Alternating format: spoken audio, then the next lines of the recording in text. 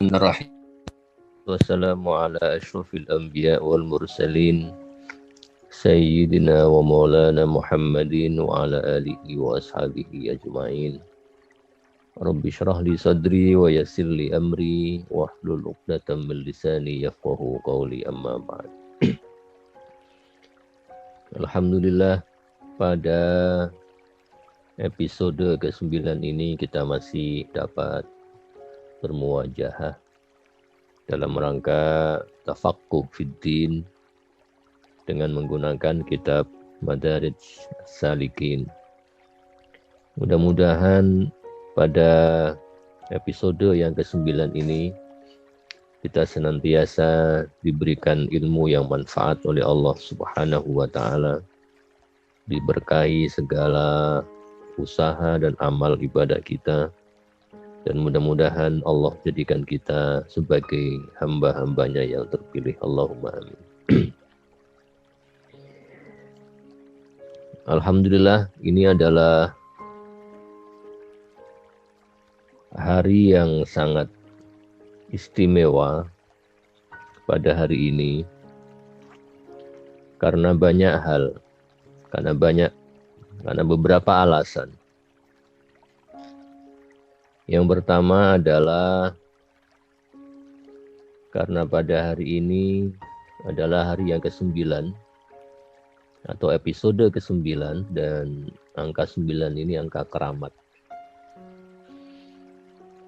Wali Jawa itu 9 jumlahnya. Asmaul Husna juga 99. Ada angka 9 di sana. Mudah-mudahan ini pertanda bahwa majlis kita ini adalah majlis yang barokah, majlis yang diridhoi oleh Allah Subhanahu wa taala.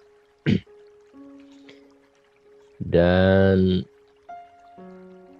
pada hari ini kita masih akan membahas mengenai konsep hati dalam ajaran Syekhuna Ibnu Qayyim Al-Jauziyah. Pada kesempatan yang lalu, kita sudah membahas mengenai apa yang oleh Ibnu Qayyim disebut sebagai wajibul qulub atau wajibul qalbi. Hal-hal yang harus dimiliki oleh hati. Pada hari ini kita akan membahas sebaliknya, yaitu muharramat al-qalbi. Hal-hal yang tidak boleh ada di dalam hati. Dalam kesempatan lain, ia menyebutnya afatul qalbi, penyakit hati. Yang patut kita garis bawahi adalah bahwa ajaran Ibnu Qayyim ini tidak hanya relevan dalam bidang ilmu tasawuf, namun juga relevan di bidang ilmu psikologi.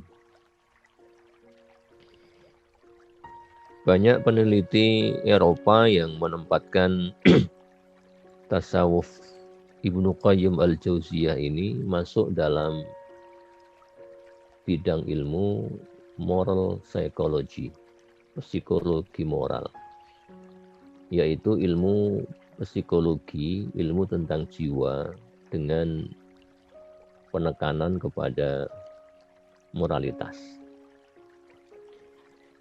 Sama halnya para ulama Arab modern itu juga menempatkan ajarannya Ibnu Qayyim ini dalam konteks ilmu psikologi. Al-ilm an-nafsi. Salah satu yang pernah mengkaji atau mengungkap psikologinya Ibnu Qayyim ini adalah Dr. Mustafa Aisyawi. Mustafa Aisyawi ini menulis buku judulnya Al-Insan, Manusia Al-Insan fi Fikr Ibnu Qayyim Al-Jauziyah, Manusia dalam pemikiran Ibnu Qayyim Al-Jauziyah. Pendekatannya psikologi. Jadi dalam konteks ini sungguh sangat menarik dan pada saat yang sama pemikiran Ibnu Qayyim ini sangat modern. Ya, karena 800 tahun yang lalu beliau sudah bicara mengenai psikologi, tidak hanya tasawuf tapi psikologi. Dan saya yakin kalau kita bisa mengolah ulang ya kitab Madarid Sasalikin ini dalam konteks ilmu psikologi modern, saya yakin kita akan menemukan banyak sekali ajaran atau teori yang tidak kalah modern dari teori-teori psikologi modern. Inilah keunggulan ulama kita. Ulama kita ini bicara tentang ilmu ada dasarnya, dan dalam kaitannya dengan Ibnu Qayyim ini dasarnya ya Quran dan hadis serta pandangan para ulama terdahulu. Jadi ada dasarnya. Karena itu saya sering mengatakan bahwa ilmu-ilmu dalam Islam itu memiliki landasan yang sangat kuat dalam Al-Quran dan As-Sunnah tanpa menghilangkan unsur intelektual di dalamnya. Kalau ilmu-ilmu barat itu sering tidak punya landasan, sehingga kalau kita belajar ilmu-ilmu barat itu seringkali kita hilang. Seperti kita berada di tengah-tengah padang pasir yang tidak tahu mana utara, mana selatan, mana timur, mana barat. Atau berada di tengah hutan, tidak tahu apakah di dekat kita ada ular atau tidak, apakah ada kalajengking atau tidak, saking lebatnya sehingga kita kehilangan jati diri. Itu pula yang pernah saya rasakan ketika saya mendalami filsafat barat, terutama filsafat ya. Terutama filsafat. Kalau ilmu sosiologi, ilmu antropologi itu masih bagus. Tapi kalau sudah filsafat, saya sering merasakan ilmu ini akan membawa saya kemana sih? Kok seperti meninggalkan saya di tengah padang pasir tanpa bekal. Ilmu filsafat barat ini kayak membuang saya di tengah-tengah padang pasir lalu meninggalkan saya begitu saja tanpa pedoman, tanpa bekal. Sangat berbeda ya dengan ilmu-ilmu keislaman, dan Ibnu Qayyim al-Jauziyah ini salah satu contoh ya, betapa ilmunya ini sangat segar, seperti membawa kita ke dalam oase. Kita melihatnya sangat indah, didekati juga enak, dan diminum juga enak. Saya tidak bermaksud untuk ngompori ya para pendengar agar tidak belajar filsafat barat, tidak. Silakan belajar filsafat barat agar tahu apakah yang saya omongkan ini betul apa tidak. Kalau salah ya berarti Anda suka filsafat betul ya. Tapi kalau salah berarti, kalau yang saya omongkan ini benar berarti para pendengar ini sama dengan saya, pernah merasakan ditinggal oleh filsafat di tengah padang pasir yang tidak berujung. Nah, jadi pada hari ini kita akan bicara mengenai apa yang oleh Ibnu Qayyim disebut muharramat al-qalbi, atau hal-hal yang tidak boleh ada di dalam hati, atau kadangkala dia sebut sebagai afatul qalbi, penyakit hati. Kalau yang pertemuan yang lalu kita sebutkan bahwa wajibul qalbi, hal-hal yang harus dimiliki oleh hati itu ada 9.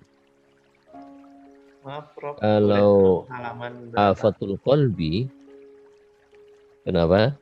Boleh tahu halaman berapa? Halaman 97. Terima kasih. 97.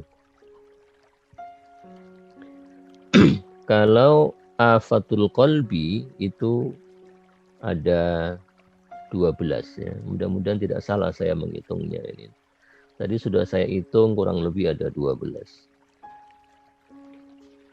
Nah, sekali lagi kita harus membaca ya ajaran ini tidak hanya dalam konteks tasawuf, tapi juga dalam konteks psikologi. Artinya bahwa kebahagiaan seseorang, kemapanan jiwa seseorang, apakah jiwa seseorang itu stabil apa tidak, itu sangat tergantung pada hatinya.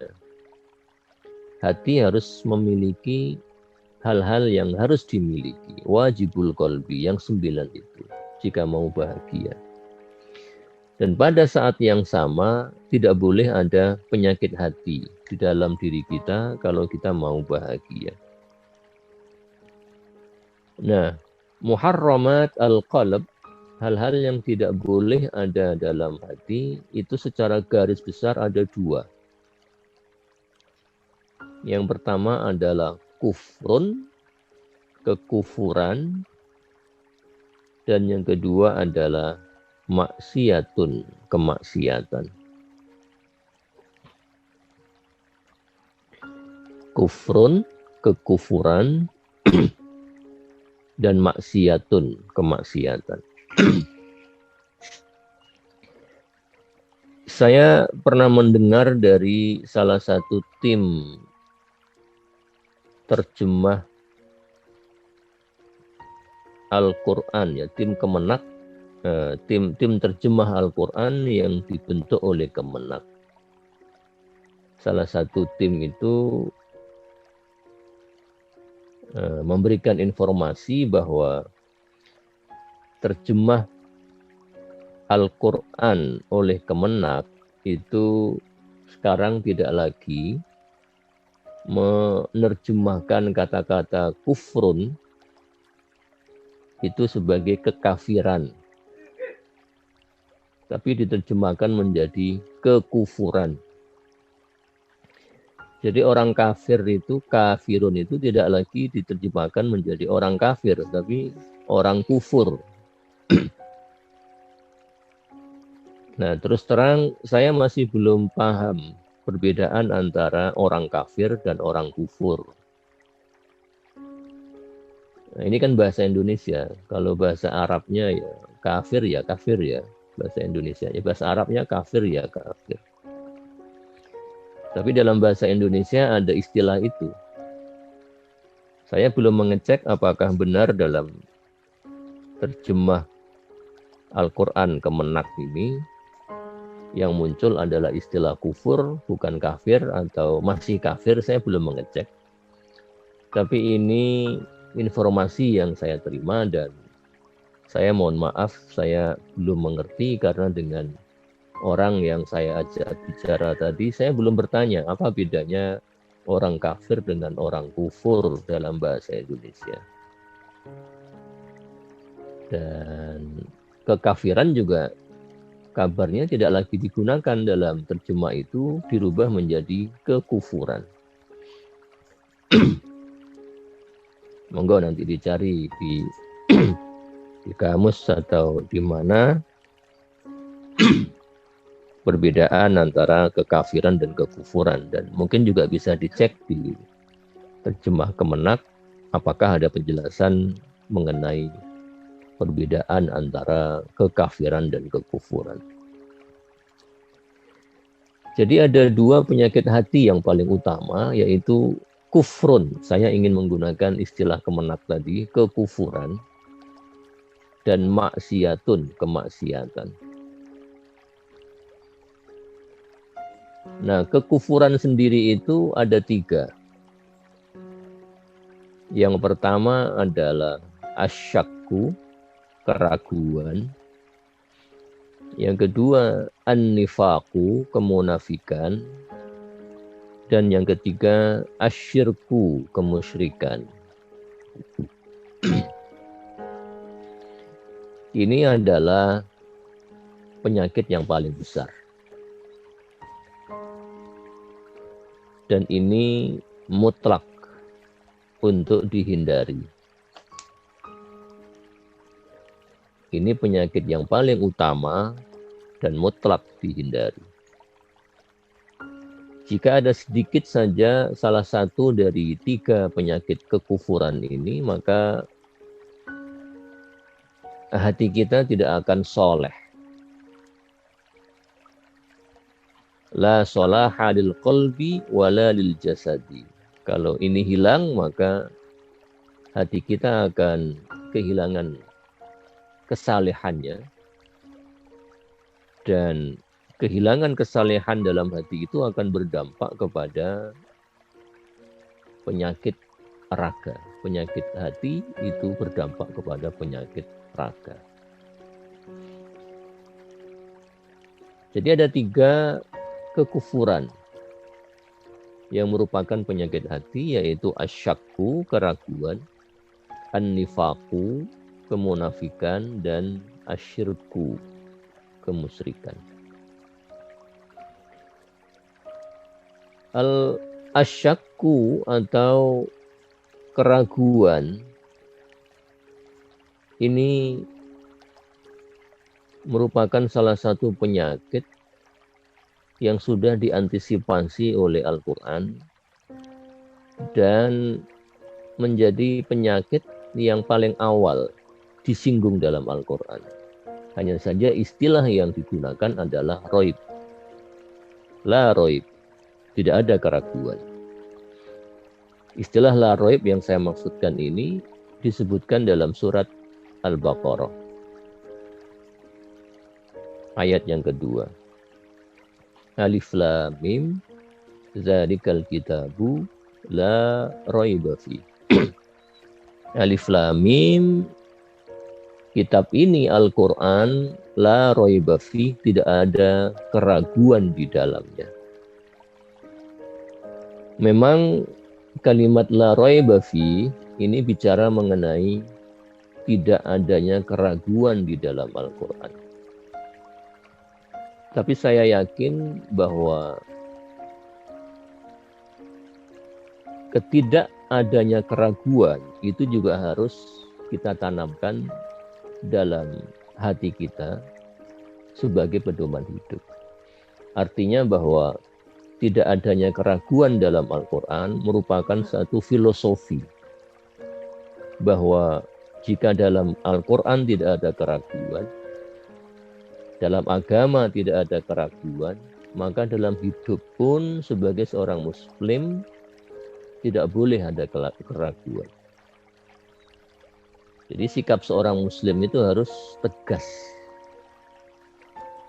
Tegas dalam menentukan pilihan, tegas dalam mengambil keputusan dan kebijakan, tegas dalam menghadapi segala situasi.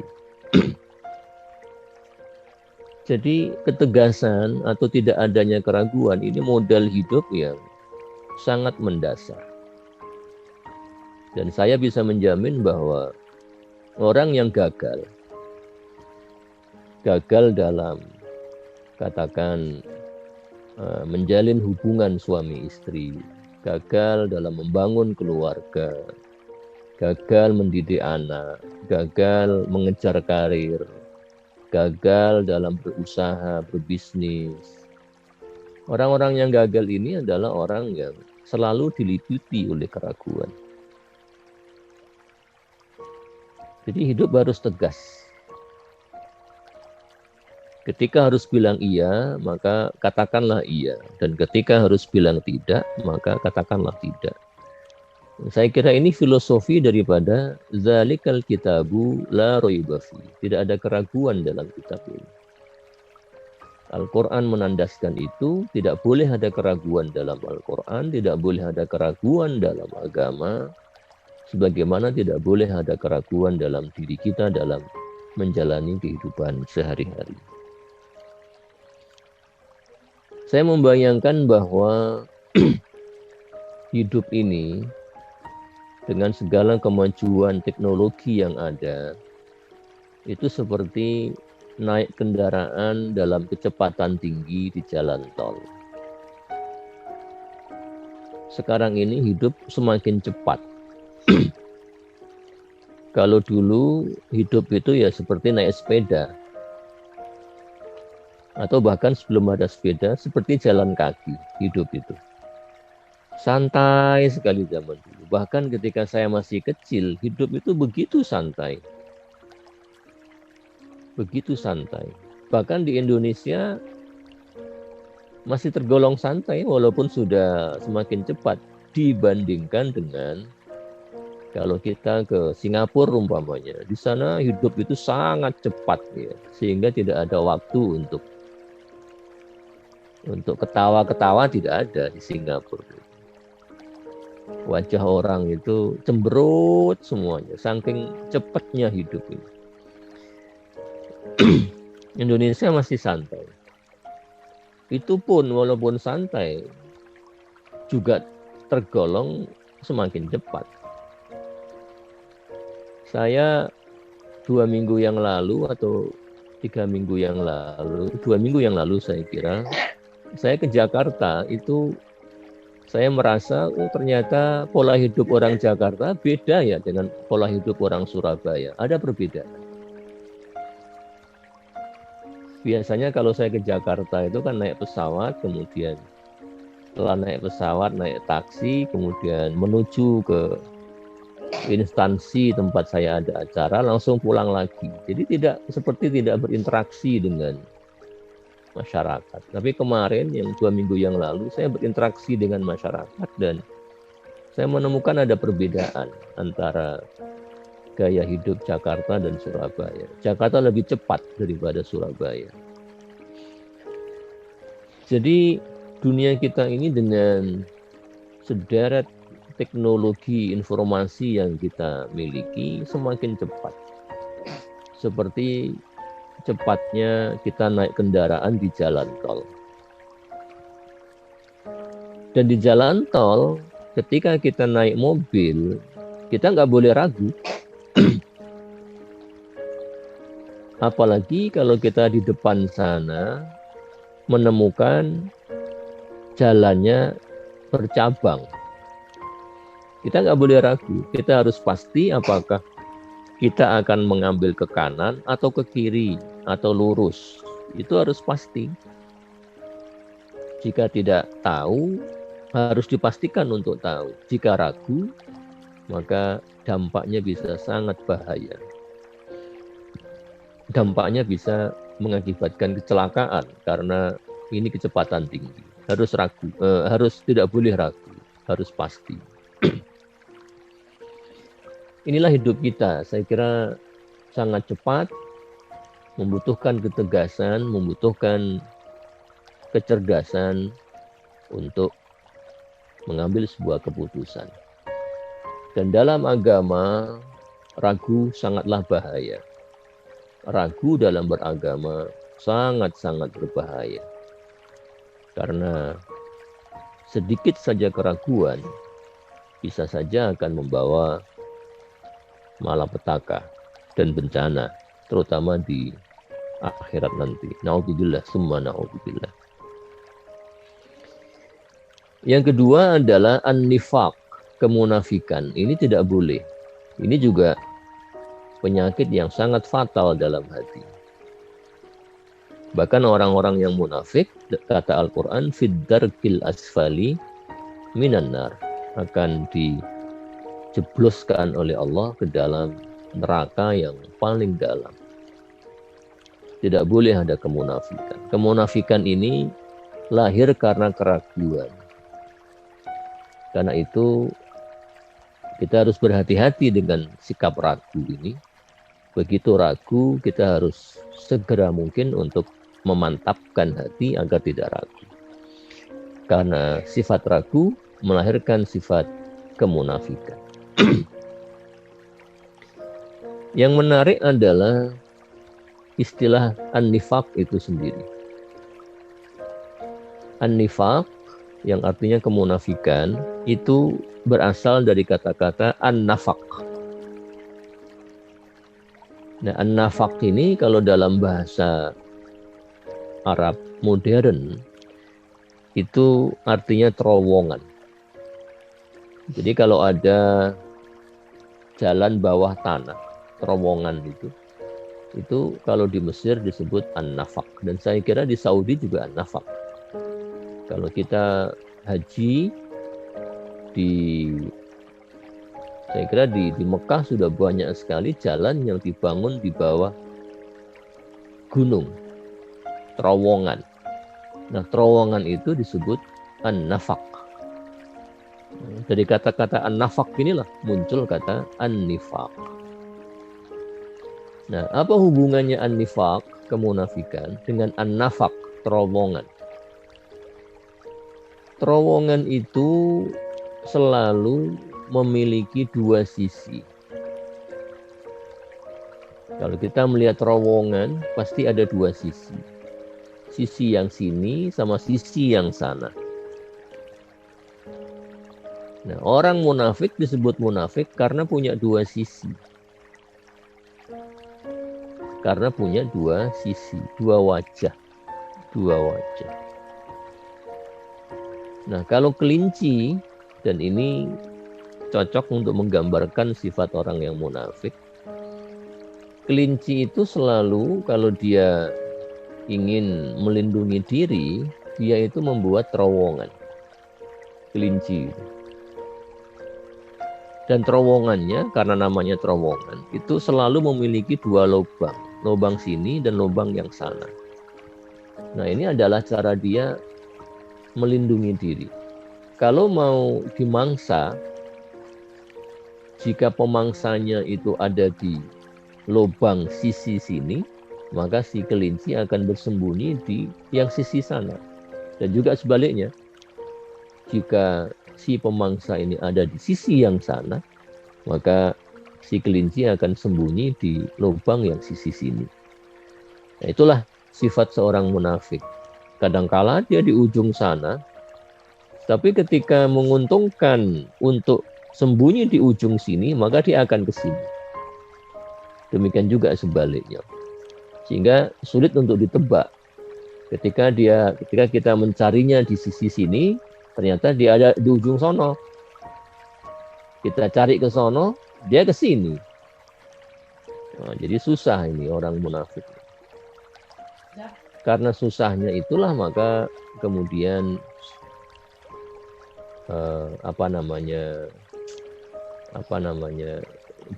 balasan dari Allah ini akan sangat berat bagi orang-orang yang munafik, bahkan lebih berat daripada orang-orang kafir ya, atau orang-orang kufur. Karena orang-orang kufur ini jelas identitasnya, ikut yang sini apa ikut yang sono, jelas kalau orang kafir ya, sehingga tidak membahayakan ya. Tapi kalau orang munafik sangat membahayakan. Kita kira dia di pihak kita, ternyata dia di pihak sana. Atau kita kira dia di pihak sana, ternyata dia di pihak kita. Itu yang sangat berbahaya. Yang ketiga adalah asyirku, ya, kemusyrikan.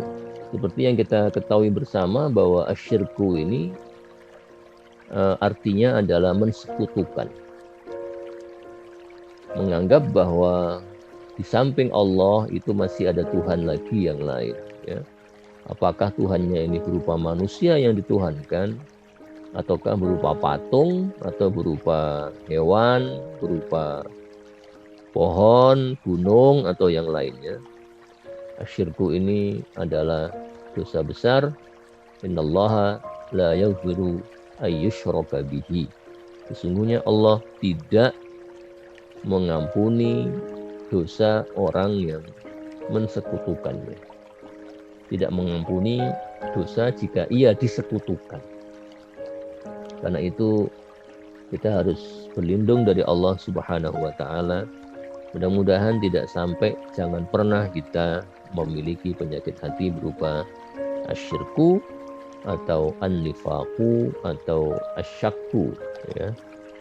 Keraguan, kemunafikan dan kemusyrikan. Itu adalah kekufuran ya. Kekufuran ada 3 sekali lagi, yaitu asyakku, an-nifaqu dan asyirku. Penyakit hati yang kedua selain al-kufru adalah al-maksiyatu, kemaksiatan. Kemaksiatan. Kemaksiatan ini oleh Ibnu Qayyim al-Jauziyah diidentifikasi ada 12 jenis ya, ada 12 jenis. Ada 12 jenis. Sebelum saya menyebutkan 12 jenis ini, tentunya tidak mungkin satu persatu ya. Nanti saya sebutkan secara secara cepat saja. Tidak perlu dijelaskan satu persatu. Yang menarik adalah bahwa kedua belas sifat atau penyakit hati yang berupa kemaksiatan ini, menurut Ibnu Qayyim al-Jauziyah, itu adanya, munculnya dalam hati itu karena satu sebab. Dan ini yang sungguh sangat penting untuk kita ketahui bersama. Satu sebab itu adalah al-jahlu, kebodohan. Jadi bodoh, kebodohan itu melahirkan 13 penyakit hati. Sehingga kita bisa membayangkan kalau kita nggak bodoh, kalau kita pinter, berarti kita sudah bisa itu menyapu 13 penyakit hati itu. Ini yang Masya Allah. Pentingnya ilmu pengetahuan, terutama ilmu agama. Pentingnya untuk tidak bodoh. Dalam konteks ini saya teringat dengan ulama lain bernama Ibnu Hazm. Ibnu Hazm Az-Zahiri, ya, penganut mazhab Daud Az-Zahiri. Penulis banyak kitab, ya. Beliau punya novel namanya Tuqul Hamama, ya. Tuqul Hamama, novel yang sangat terkenal. Tuq itu sayap, ya. Hamamah itu merpati, sayap merpati. Itu novel yang sangat indah dan sampai sekarang masih sering diterbitkan, baik dalam bahasa Arab, bahasa Inggris maupun bahasa Indonesia, dan saya yakin dalam bahasa-bahasa yang lain. Ini orang hebat ini, Ibnu Hazm. Ibnu Hazm juga menulis kitab judulnya Kitabu Siyar was Suluk. Kitabu As-Siyar was Suluk. As-Siyar itu semacam perjalanan hidup seseorang. Kalau As-Suluk itu perilaku. Ya, perilaku. Nah, dalam kitab itu Ibnu Hazm mengatakan bahwa sumber ini, seingat saya pernah saya sampaikan di forum ini, saya ulangi lagi karena ini sangat penting. Ibnu Hazm mengatakan, dan nampaknya Ibnu Qayyim juga setuju sama dengan Ibnu Hazm, mengatakan bahwa sumber petaka atau sumber segala petaka itu adalah al-jahlu. Sumber dari segala petaka adalah al-jahlu. Karena itu sumber dari segala kebahagiaan sebaliknya adalah al-ilmu. Ya. Dan Masya Allah Rasulullah SAW bersabda, Man arada dunya fa'alaihi bil ilmi. Barang siapa yang ingin dunia, maka hendaknya dengan ilmu. Wa man aradal akhirah fa'alaihi bil ilmi. Barang siapa yang menghendaki akhirat, hendaknya dengan ilmu. Wa man aradahuma fa'alaihi bil ilmi. Dan barang siapa yang menghendaki keduanya, maka harus dengan ilmu. Jadi ilmu ini Masya Allah kunci dari segala kebahagiaan. Dunia maupun akhirat maupun kedua-duanya. Dan sebaliknya, kebodohan adalah kunci penyebab dari segala kesengsaraan. Dunia maupun akhirat maupun kedua-duanya. Jadi sederhananya, orang bodoh itu susah hidupnya. Saya saja tidak ngerti, saya ini gaptek. Sampai sekarang masih belum bisa bikin PPT segala macam. Oh, itu susah sekali itu. Susah, sehingga kalau saya mau presentasi, mau seminar, bingung gimana nih caranya bikin PPT. Akhirnya menghubungi sana sini untuk minta tolong dibuatkan PPT. Susah, hidup saya susah. Itu baru urusan PPT, PowerPoint. Belum urusan agama, tambah. Orang yang tidak ngerti agama, susah. Susah hidupnya. Sehingga kita pernah melihat gitu, ada baru-baru ini ada orang yang menantang minta satu kaplingan di neraka, itu karena tidak ngerti agama. Itu kan naudzubillah summa naudzubillah ya. Mau minta kaplingan kok neraka, itu kan karena tidak tahu ya, dan segera diberi hidayah. Itu karena al-jahlu, karena kebodohan. Naudzubillah summa naudzubillah. Jadi sebab dari semua penyakit hati itu satu, itu kebodohan. Maka benar sekali al-ilmu itu nurun, ilmu itu cahaya. Sehingga ibarat cahaya, ilmu itu menyinari hati kita, menyinari jiwa kita, menyinari pikiran kita. Ilmu itu ibarat kalau mobil itu cahayanya, lampunya. Tanpa lampu, mobil akan kecelakaan. Dan sekali lagi, kita ini hidup di zaman yang serba cepat. Kecepatan tinggi. Seperti kecepatan tinggi mobil yang dikendarai di jalan tol. Jika tidak ada ilmu, maka kecelakaan dari dampak tidak adanya ilmu itu akan menjadi lebih fatal lagi.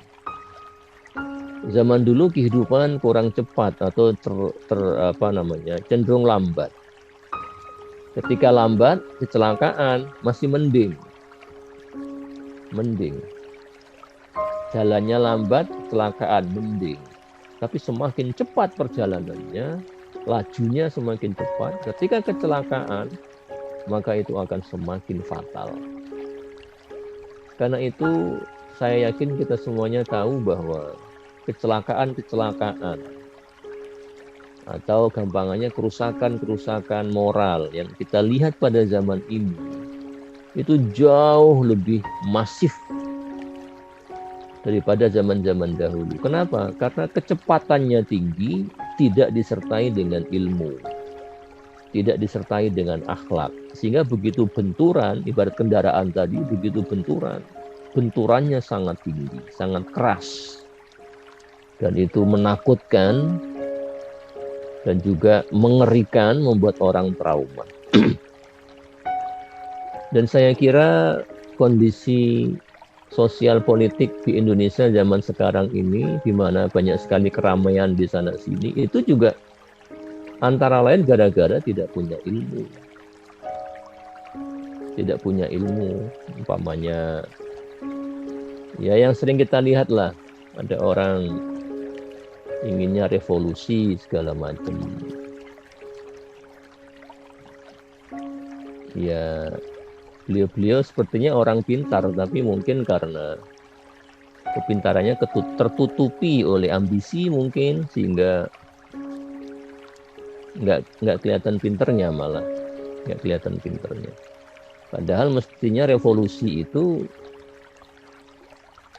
bukan zamannya sekarang. Revolusi dengan cara menggulingkan pemerintah bukan zamannya. Sehingga kalau teriak revolusi, saya kira ketinggalan zaman. Itu 100 tahun yang lalu masih oke. Tapi kalau sekarang revolusi itu revolusi digital, itu luar biasa itu. Kalau mau revolusi digital, revolusi ekonomi, ya, revolusi sosial, e-commerce. Sekarang serba digital, dan itu revolusi yang luar biasa. Diam-diam, tidak teriak-teriak, revolusinya, revolusi digital ini tidak teriak-teriak, tapi dampaknya luar biasa. Ya, kita teriak-teriak doang, dan dampaknya justru sangat negatif, ya, membuat kerusuhan di mana-mana. Itulah saya kira dampak jika kita tidak punya ilmu, ya. Sementara orang sana membuat revolusi dengan ilmu pengetahuan yang sangat maju, dampaknya terasa sampai ke Indonesia. Pola hidup jadi berubah. Kita lihat Gojek saja itu sudah merubah pola hidup yang sangat drastis. Nah, itulah revolusi, ya. Itulah revolusi. Revolusi zaman sekarang bukan dengan cara turun ke jalan teriak-teriak menuntut pemerintah di kudeta atau sejenisnya, bukan begitu, ya, revolusi zaman sekarang, ya. Revolusi yang relevan zaman sekarang adalah revolusi ilmu pengetahuan, revolusi yang berdasarkan pada ilmu pengetahuan. Nah, 12 atau berapa ini, mungkin 12, mungkin 13 penyakit hati yang disebutkan oleh Ibnu Qayyim al-Jauziyah adalah yang pertama riya. Ya, riya. Riya itu pamer. Ya, riya itu berbuat sesuatu karena ingin dilihat orang, bukan lillahi ta'ala. Kemudian al-ujub, bangga kepada diri sendiri. Al-kibr, sombong. Al-fakhr, bangga. Al-khuyala, pamer kemewahan. Al-qunut min rahmatillah, semacam putus asa, ya. Putus asa. Al-ya'su, ya'su ini juga putus asa sebetulnya, cuma apa bedanya kira-kira dengan al-qunut ini? Ya, ini harus saya gali lagi nih, apa bedanya al-qunut dengan al-ya'su? Tapi kalau diterjemahkan kira-kira sama, ya, artinya putus asa. Al-farah was-surur bi adza al-muslimin, kalau ada orang muslim mengalami kesusahan dia senang. Wasyamatah bi musibatihim, ya, membanggakan, senang kalau orang lain, orang muslim kena musibah. Wa mahabbah an tasyi'al fahisyah fihim, senang kalau tersebar fahisyah, perbuatan-perbuatan keji di kalangan orang-orang Islam. Wa hasaduhum ala ma atahumullah min fadlih, kalau orang muslim, orang lain dapat kenikmatan dari Allah, dengki, hasad. Wa tamanni zawal zalika anhum, mengharap kenikmatan itu hilang dari mereka. Itulah kira-kira 12, ya. Tadi sempat saya hitung, itu jumlahnya 12 penyakit hati yang tidak boleh ada di dalam hati kita. Dan tugas kita sebagai seorang muslim adalah menjaga hati dengan cara menanamkan wajibul qulub, hal-hal yang harus ada di dalam hati. Jumlahnya ada 9 seperti yang sudah saya jelaskan di minggu yang lalu, antara lain memiliki niat, kemudian ikhlas, kemudian sabar, kemudian as-sidq, sidq ini tulus atau jujur, tawakal, ya, mahabbah, itu ada 6 sudah, khauf, takut kepada Allah, roja, berharap kepada Allah, dan mahabbah, cinta kepada Allah. Itu 9 sifat yang harus kita miliki dalam hati jika kita ingin bahagia dan selamat di dunia dan di akhirat. Sementara yang tidak boleh ada dalam hati adalah al-kufru dan al-maksiyatu, kekufuran dan kemaksiatan. Saya kira demikian, Gus Fathur. Saya kira cukup. Saya kira sudah cukup lama saya bicara, 45 menit. Saya kira cukup lah. Kalau terlalu panjang nanti malah blenger nanti. Mudah-mudahan manfaat. Mudah-mudahan manfaat apa yang saya sampaikan pada hari ini. Hanya ini yang saya miliki, hanya ini yang saya punya untuk saya sampaikan. Jika itu manfaat, alhamdulillah. Jika tidak, Ya, mudah-mudahan Allah memberi kita semua ilmu yang bermanfaat, entah melalui jalur saya atau melalui jalur-jalur yang lain, yang insya Allah di Indonesia ini masih banyak kiai yang mampu, yang bisa mengajari kita ilmu-ilmu yang bermanfaat. Saya kira itu, terima kasih. Wassalamualaikum warahmatullahi wabarakatuh.